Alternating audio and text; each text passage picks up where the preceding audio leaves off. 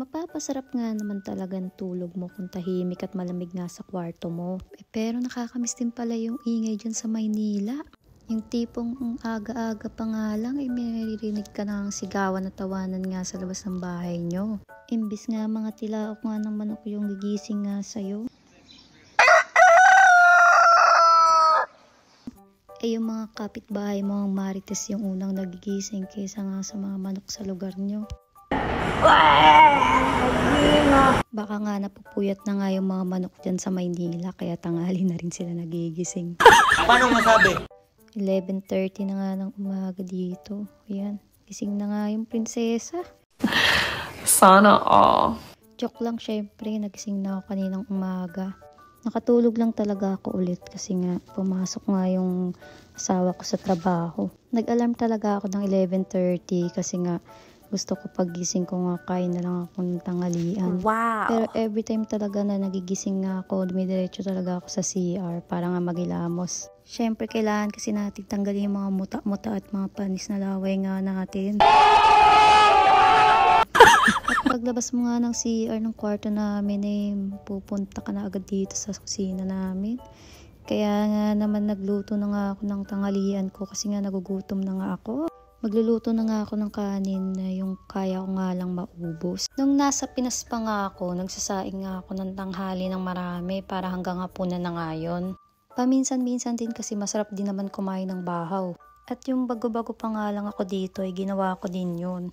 Pero kasi sa sobrang lamig dito, pakatigas nga ng bahaw kahit nga nasa loob na siya ng rice cooker.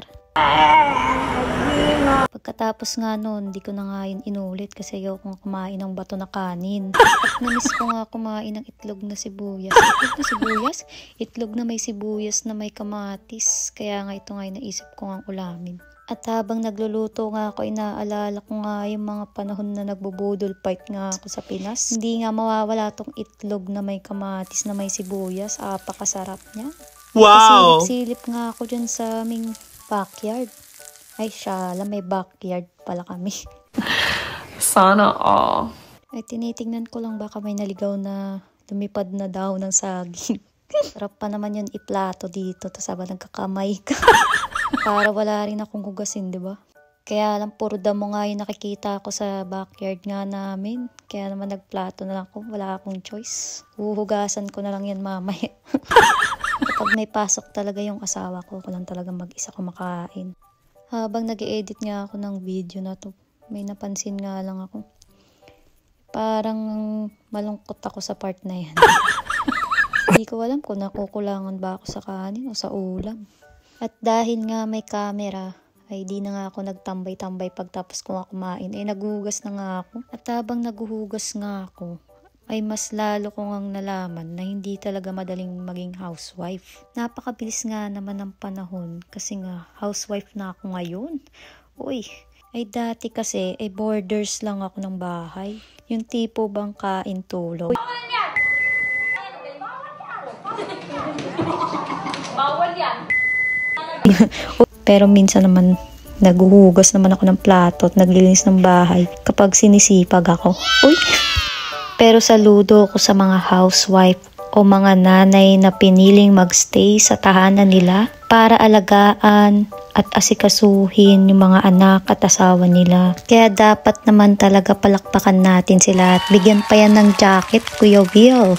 Pero kidding aside, uy! English, pero real talk mga kamarites. Minsan talaga napapaisip talaga sila na wala silang ambag sa pamilya kasi nga hindi sila nakapag-provide financially. Kaya naman ikaw bilang asawa ng isang housewife o bilang anak ng isang ina sa tahanan na dapat iparamdam mo sa kanya na proud ka na naging asawa o ina mo siya. Bilang isang housewife o ina ng tahanan, dapat ikaw mismo maging proud ka sa sarili mo dahil hindi lahat ng ina ay katulad mo na piniling magstay sa tahanan para alagaan ang iyong anak at ang iyong asawa na kahit alam mo pa na sa maraming oras sa bahay lang iikot yung mundo mo.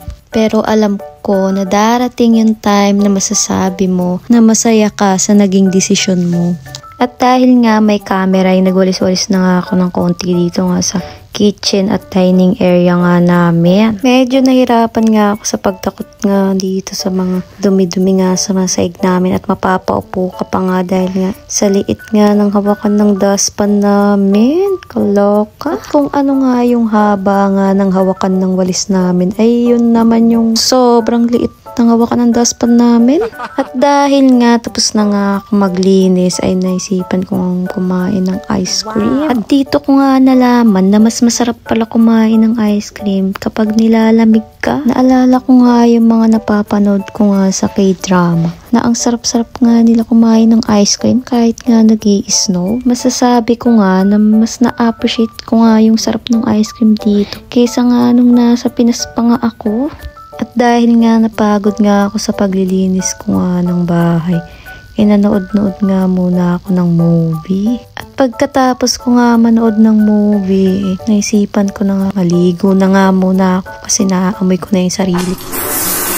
At natapos na nga ako maligo at nag-toothbrush na nga muna ako. At nagsuklay-suklay nga lang ako ng konti-konti kasi maikli na nga yung buhok ko. At naglagay nga ako ng konti-konting cream lang yun. I'm fresh from the bath. Yes! At ilalagay ko na nga itong mga naipon nga namin na Coke in can bottles, plastic bottles, and carton nga dito nga sa garage namin. At paglabas ko nga dito sa garage namin ay sobrang lamig nga dito. Kaya naman medyo nagmamadali nga ako sa mga part na yan. At mapapatakbo ka talaga sa loob sa sobrang lamig nga dito sa garage namin. At nakauwi na nga yung asawa ko. Thank you for watching. Bye-bye!